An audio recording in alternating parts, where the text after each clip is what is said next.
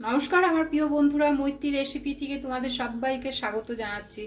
আজকে আমি তোমাদের কাছে শেয়ার করব পনিরের একটা সেরা রেসিপি, পনির বাটার মশলা।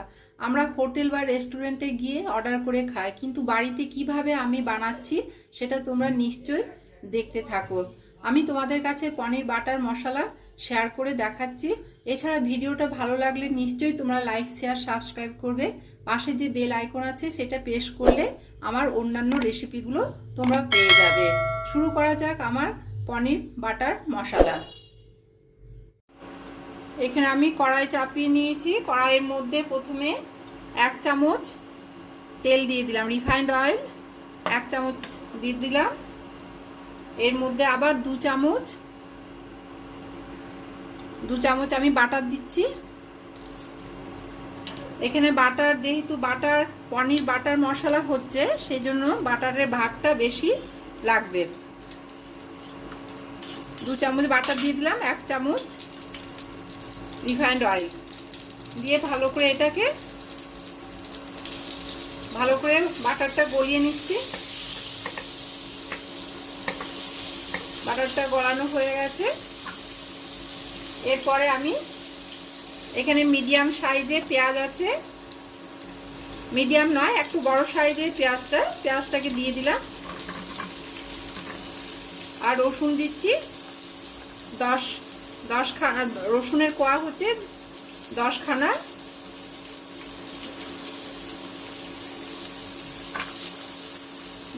রসুন দিয়ে দিলাম, রসুনের কোয়া দিয়ে জাস্ট 2-3 মিনিট আমি এটাকে ভেজে নেব।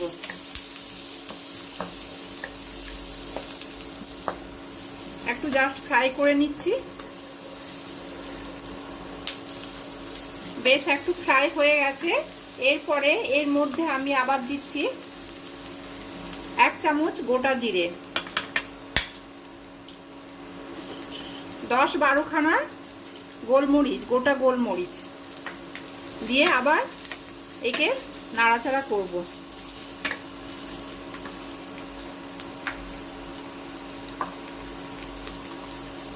অল্প করে জাস্ট নুন দিয়ে দিলাম যাতে পেঁয়াজটা একটু নরম হয়ে যাবে, মজে যাচ্ছে। আমি মিডিয়াম হিটে পাওয়ারটা একটু বাড়িয়ে দিলাম, এটা মিডিয়াম হিটেই করছি।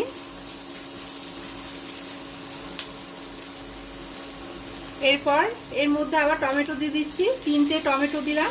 টমেটোর পরিমাণটা একটু বেশি হবে, আমি 3টে টমেটো দিলাম। এখানে আদা পেস্ট, আদাটা আমি গোটা দিচ্ছি না, আদাটা একটু পেস্ট করে দিলাম, কারণ যখন আমি মিক্সি জারে দেব, মিক্সিতে আমার পেস্টবে, তখন তাড়াতাড়ি করে আদাটা পেস্ট হয়ে যাবে। আর এইখানে এই ভাঙা কাজু আছে, তাও 6-7 খানা, এই ভাঙা কাজুটাও দিয়ে দিলাম। দিয়ে ভালো করে আবার নাড়াচাড়া করব। নাড়াচাড়া করে বেশ একটু ফ্রাই হবে, ভাজা ভাজা হবে। এরপর আমি নামিয়ে রাখবো, একটু ভাজা ভাজা হোক। এর মধ্যে আমি 1 চামচ ধনে আগে দেওয়া হয়নি, আমি এখন দিলাম, একটু দেরি হয়ে গেছে। এর মধ্যে আমি 1 চামচ ধনে দিয়ে দিলাম। আগে তো জিরে দিয়েছি 1 চামচ, এরপরে ধনেটাও দিয়ে দিলাম।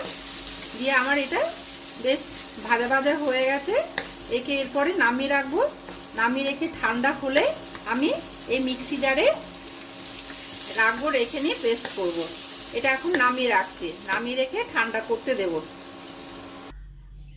এই দেখো আমার এখানে মিক্সি জারে এটা পেস্ট করা হয়ে গেছে। এরপরে একে স্টেনার দিয়ে ভালো করে ছেঁকে নেব।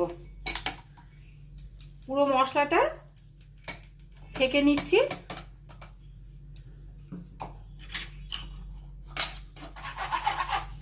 ভালো করে এমনি করে ছেঁকে নেব। আমি কিন্তু জল দিইনি, পেঁয়াজ বা টমেটো দিয়ে জল দিয়ে এটা হয়ে গেছে। এটা ভালো করে ছেঁকে আমি ছিবড়েটা তুলে রাখবো। এই মশলাটা অন্য রান্নার সময়ও দেওয়া যায়, খুব ভালো লাগবে খেতে, খুব সুস্বাদু, মানে খুব ভালো ইয়েটা মশলা। অনেক কিছু মিক্স করা আছে, সেই জন্য অন্য রান্নার সময়ও দেওয়া যাবে। আমি এটা পুরো ছেঁকে নিচ্ছি, পুরো এটা ছেঁকে নেব। দেখো নিচে কি সুন্দর একটা ছাকা মশলা বেশ হচ্ছে। এটা পুরোটা এমনি করে ছেঁকে নিচ্ছি আমি। এখানে আমি স্ট্রেনার দিয়ে ছেঁকে নিয়েছি মশলা। এরপরে আবার কড়াই চাপাবো। এখানে এই কড়াইটা চাপালাম, আগে যে মশলাটা ভেজেছিলাম সেই কড়াইটা আমি ধুইনি, এই কড়াইয়ের মধ্যে আমি করছি। এরপরে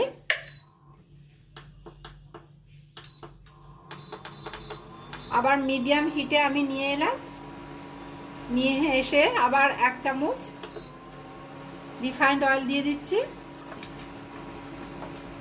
আবার 1 চামচ বাটার দিয়ে দিলাম। যেহেতু এটা পনির বাটার মশলা, সেই জন্য আমি বাটারের ভাগটা বেশি দিচ্ছি।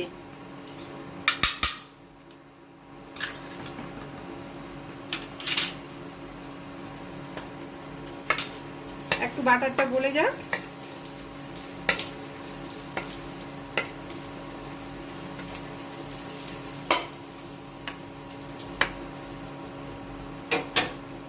এরপরে এই যে এই মশলাটা দিয়ে দিচ্ছি।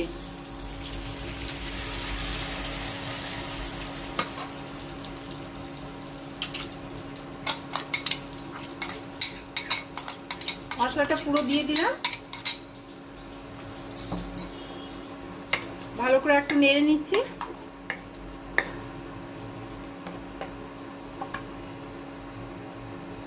লো হিটের মধ্যে মিডিয়াম হিটে রাখতে হবে, কারণ যেহেতু এখানে কাজু বা মশলাটা লেগে যাওয়ার ভয় থাকবে, তাই লো হিট করে আমি, লো হিট নয় মিডিয়াম হিটে আমি রাখছি। এখানে আমি আগে অল্প করে নুন দিয়েছিলাম, জাস্ট অল্প দিয়েছিলাম, তাই আমি একটু বেশি করে নুনটা দিয়েছি। নুন, মিষ্টি আর ঝাল নিজের স্বাদ মতন দেয় ভালো। এছাড়া এখানেও কাশ্মীরি লঙ্কা 1 চামচ দিলাম, আর শুকনো লঙ্কা গুঁড়ো 1 চামচ দিলাম। আগে গোলমরিচ দিয়েছিলাম, সেই জন্য লঙ্কা গুঁড়োটা অল্প করে দিলাম। গোলমরিচ যেহেতু ঝাল থাকবে, সেই জন্য অল্প করে আমি তো বললাম যে স্বাদ মতন ঝাল, মিষ্টি আর নুনটা দেওয়াই ভালো। এখানে 1 চামচ আমি চিনি দিচ্ছি। চিনি দিয়ে এটা ভালো করে এরপরে নাড়তে থাকবো। একটু ঢাকা দিয়ে রাখি, এটা বেশ ফুটে উঠবে।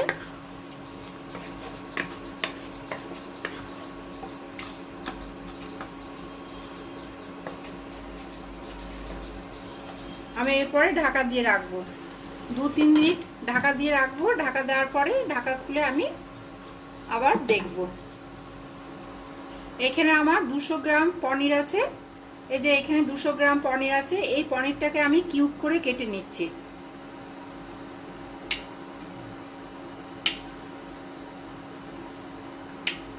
পুরো কিউব করে করে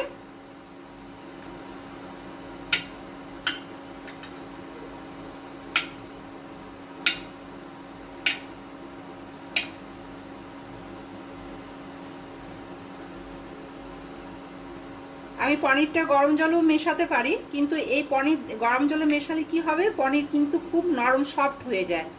কিন্তু আমি দেখছি আমার পনির একবারে পুরো টাটকা নরম, তাই আমি একে গরম জলে মেশাবো না, তাই আমি ডাইরেক্ট দিয়ে দেব। এটা হচ্ছে মালাই পনির, সেই জন্য খুব নরম। এছাড়া এখনো শক্ত হয়নি, খুব নরম, মানে টাটকা পনিরটা। দেখি এখানে এটা হয়ে গেছে, নিশ্চয়ই হয়েছে। হ্যাঁ,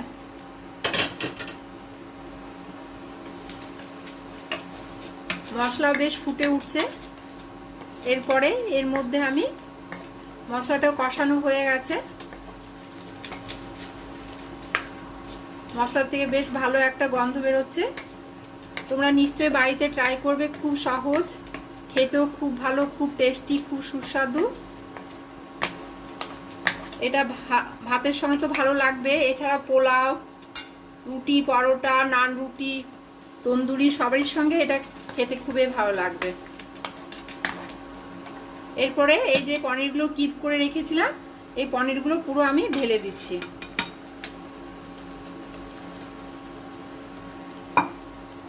ঢেলে ভালো করে মিশিয়ে দিচ্ছি।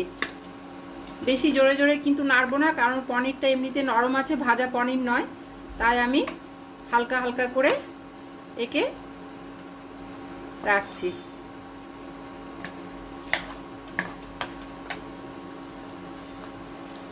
এরপরে ওপর থেকে আমি গরম মশলা দিয়ে দিলাম 1 চামচ, আর কসুরি মেথি হাতে ঘষে নিয়েছি, দিয়ে ভালো করে আর একটু জাস্ট মাখিয়ে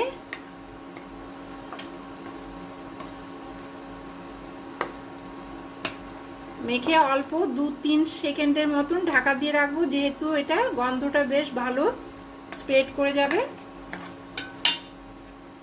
2-3 সেকেন্ড আমি ঢাকা দিয়ে রাখছি। 2-3 সেকেন্ড পর আমি ঢাকা খুলে দেখি, খুব ভালো একটা সেন্ট পাওয়া যাচ্ছে। খুব ভালো লাগবে খেতে, এটা নিশ্চয়ই ভালো লাগবে। আমার পনির বাটার মশলা তৈরি হয়ে গেছে। এরপরে এটা আমি ঢেলে রাখবো। এরপর আমি সার্ভিং বলে ঢেলে রাখছি। এই দেখো আমার পনির বাটার মশলা কমপ্লিট হয়ে গেছে। তোমরা নিশ্চয়ই বাড়িতে ট্রাই করো, খুব ভালো লাগবে খেতে। এছাড়াও আমার ভিডিওটা ভালো লাগলে নিশ্চয়ই তোমরা লাইক, শেয়ার, সাবস্ক্রাইব করবে। পাশে যে বেল আইকন আছে সেটা প্রেস করলে তোমরা আমার অন্যান্য রেসিপিগুলো পেয়ে যাবে। এর আগেও আমি পনিরের অনেক রেসিপি করেছি, সেগুলো দেখতে পেয়ে যাবে। এটা রুটি, ভাত, পোলাও সবার সঙ্গে মানাবে। এছাড়া কুলচা, নান, রুটি, পরোটা সঙ্গেও খুব মানাবে। তোমরা নিশ্চয়ই বাড়িতে একবার ট্রাই করো। আজকে এই পর্যন্ত, পরের রেসিপি নিয়ে আবার তোমাদের কাছে আসবো। তোমরা ভালো থেকো, সুস্থ থেকো, বাই।